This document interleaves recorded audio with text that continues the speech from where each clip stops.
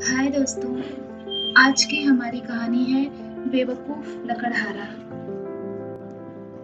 कहानी है एक राजा की जिसको शिकार का बहुत शौक था। वह अक्सर अपने सिपाहियों की एक टुकड़ी लेकर शिकार के लिए निकल पड़ता था। इसी तरह एक दिन वह शिकार के लिए निकला। जंगल में शिकार का पीछा करते करते वह काफी दूर निकल गया। उसके सिपाही पीछे रह गए। काफी देर तक पीछा करने के बाद भी जब शिकार हाथ नहीं लगा तो राजा निराश होकर वापस लौटने लगा। मगर यह क्या, राजा किसी भी रास्ते से बाहर निकलता वह घूमकर उसी स्थान पर आ जाता जहां से वह चला था। राजा को यह समझते देर न लगी कि वह रास्ता भटक चुका है। अब राजा और उसका घोड़ा बहुत थक चुके थे। दोनों की भूख और प्यास से जान निकली जा रही थी। तभी सामने कुछ दूरी पर राजा को कुछ धुआं उठता दिखाई दिया। राजा घोड़े को लेकर धुएं की तरफ बढ़ने लगा। थोड़ी दूर जाने के बाद उसे एक लकड़हारा दिखा जो सूखी लकड़ियां जला रहा था। लकड़हारे को देखकर राजा ने कुछ खाने और पानी की मांग की। राजा की वेशभूषा देख लकड़हारे ने हाथ जोड़ते हुए कहा, महाराज, मैं गरीब लकड़हारा हूँ। आप किसी नगर के राजा मालूम पड़ते हैं। मैं आपको क्या दे सकता हूँ? राजा ने लकड़हारे के सामने हाथ जोड़ लिए और कहा, अभी मैं बहुत भूखा और प्यासा हूँ। कृपया तुम्हारे पास जो कुछ खाने पीने का सामान हो मुझे दो। अब लकड़हारे ने कहा, मेरे पास 3 दिन पुरानी रोटी का टुकड़ा है। अगर आप कहें तो मैं लाऊं। राजा ने सहमति में सिर हिलाया। लकड़हारा रोटी का टुकड़ा और मटके का ठंडा पानी लाकर राजा को देता है। वह खाकर कुछ हद तक राजा की भूख और प्यास शांत हो जाती है। घोड़ा भी पानी पीकर अपने अंदर कुछ ऊर्जा महसूस करता है। लकड़हारे ने राजा को जंगल से निकलने का सही रास्ता बताया। जाते जाते राजा लकड़हारे से कहता है, आज तुमने खाना और पानी देकर मेरी जान बचाई है, जिसका मैं जीवन भर आभारी रहूंगा। जीवन में तुम्हें कभी किसी भी चीज की जरूरत पड़े तुम बेझिझक मेरे राज दरबार में आ जाना। मैं तुम्हें ना नहीं कहूंगा। यह कहते ही लकड़हारे के द्वारा बताए गए रास्ते से राजा आगे बढ़ जाता है। लकड़हारा हर दिन लकड़ियां काटता, उनको सुखाता और फिर जलाकर कोयला बनाता।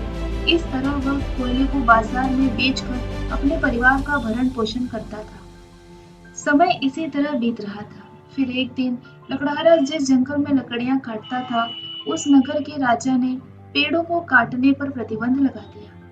अब लकड़हारे के पास कोई काम नहीं रहा। उसके घर में अन्न का एक दाना भी नहीं था। बच्चों को भूख से बिलखता देख लकड़हारे को राजा की याद आई। उसने राजा से मदद लेने का विचार किया। अगले ही दिन वह राजा के दरबार में पहुंच गया। लकड़हारे को देख राजा बहुत खुश हुआ। राजा की आज्ञा अनुसार लकड़हारे को राजसी भोजन कराया गया। इसके बाद राजा ने लकड़हारे से उसकी इच्छा पूछी। लकड़हारे ने सारा वृत्तांत कह सुनाया। लकड़हारे की बात सुन राजा ने थोड़ी देर विचार और मंत्री को आज्ञा दी कि वह महल से थोड़ी दूर पर स्थित चंदन का बगीचा लकड़हारे के नाम कर दे। चंदन के बगीचे में सैकड़ों चंदन के पेड़ थे। यह सुनकर लकड़हारा बहुत खुश हुआ और खुशी खुशी अपने घर लौट आया। अगले ही दिन से वह चंदन के बगीचे में लकड़ियां काटने में लग गया। इसी तरह कई वर्ष बीत गए। एक दिन राजा ने लकड़हारे से मिलने का विचार किया और चंदन के बगीचे में पहुंच गए।